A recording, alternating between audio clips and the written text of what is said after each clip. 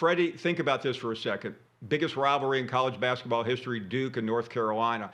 It's possible that if Notre Dame doesn't end up in the SEC, and it's certainly they're not a favorite to, Clemson says, you know what? We're tired of holding the ACC on our back. We're heading to the SEC, and we need a partner.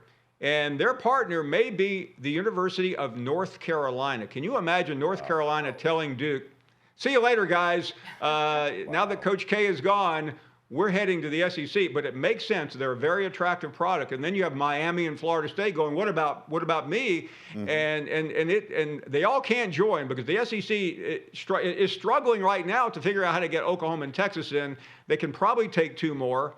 Maybe 2 more after that, but yeah, there these 26, 30 team leagues. We saw how that worked in the ACC, how it hasn't worked in the ACC, going from Miami to Boston College and Syracuse. So you have to be smart, but it's going to happen. I think it's going to happen very quickly, especially with the Pac-12 teams. A couple like Oregon and Washington going, we're out of here too, and then you have those other 3 conferences: the ACC, the Big 12, and the Pac-12, looking for literally table scraps.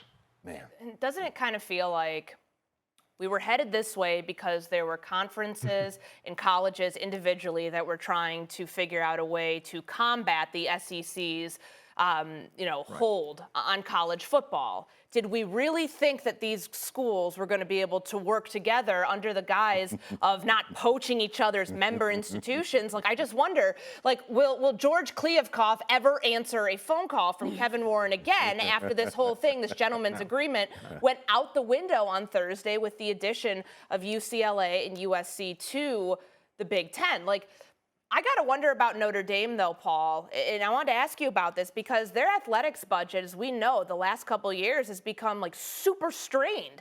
Is there any other way for them to fix that than by joining the Big Ten?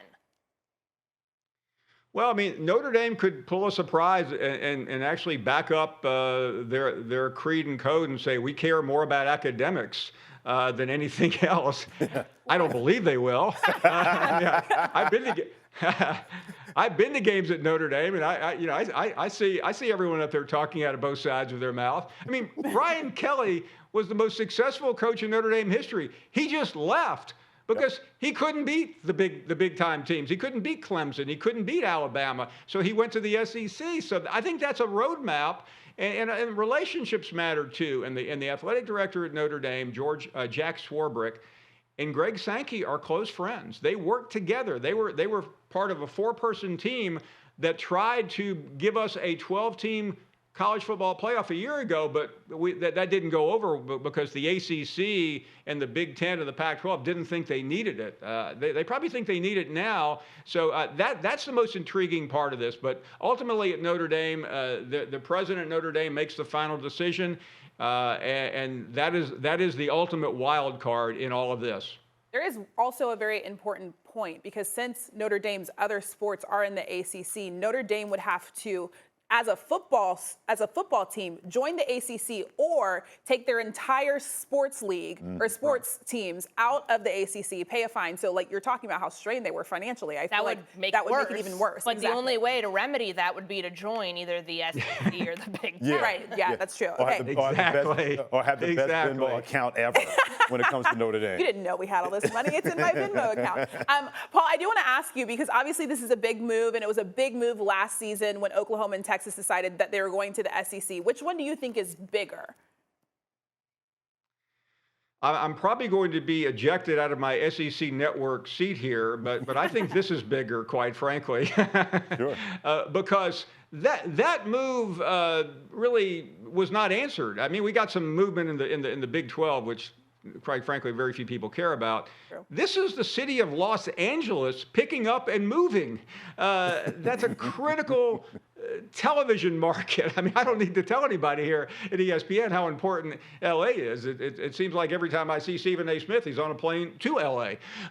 So I think that makes us a little bigger, and it also just it means that you can't stop here. It could have stopped last year. I mean, I don't think it was going to, but nobody could figure out the next move. But Southern Cal is Southern Cal. Listen, Texas is great, Oklahoma is great, but are either one of them Southern Cal?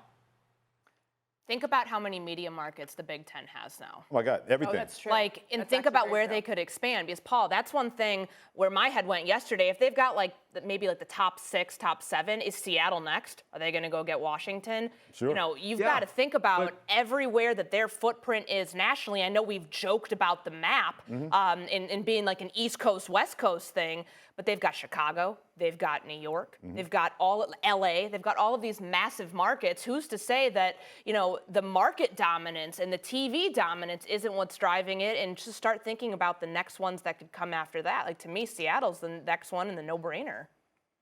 Exactly.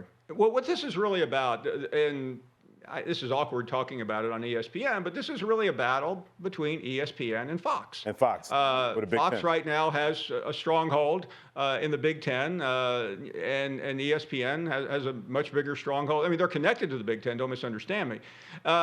So that's where it goes. And you have two heavyweights now, and they're both going to be very successful, but no one else is. And so, you know, we've seen this in a million other entities, whether it's Coke and Pepsi or the beer companies or computer companies. And I think that's where we are. And Notre Dame is not going to tip the balance, but where Notre Dame goes is very important. One thing about television markets, though, I think the difference between East Coast, West Coast is when you go to Los Angeles, people are genuinely Southern Cal fans there. Right. You guys are in New York right now. Walk out the street, okay? Walk from Seaport down to Wall Street and see if you find a college football fan that even knows that Rutgers is in the Big Ten. Yes. So that's really why this is so much more important. There are people that go to Rutgers that don't know Rutgers is in the Big Ten. Thanks for watching ESPN on YouTube. For live streaming sports and premium content, subscribe to ESPN+.